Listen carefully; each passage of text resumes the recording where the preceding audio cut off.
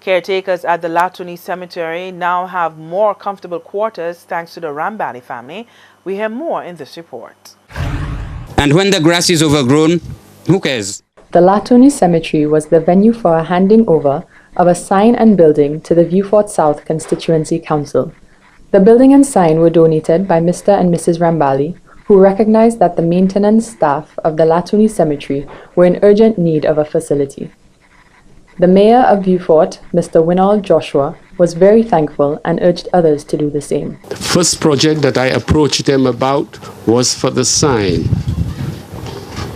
And then wholeheartedly,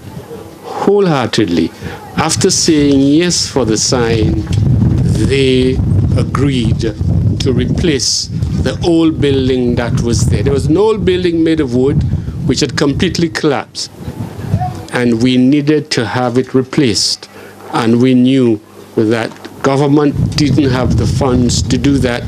And so we meet this afternoon to thank them for their kindness and their generosity. The Permanent Secretary in the Ministry of Social Transformation, Local Government and Community Empowerment commended the mayor and his efforts in collaborating with Mr. and Mrs. Rambally at a time when councils have limited funding. I want to commend them because in spite of the challenge of not having resources, they have not allowed that to stop them from doing things in the community. And that is true community empowerment.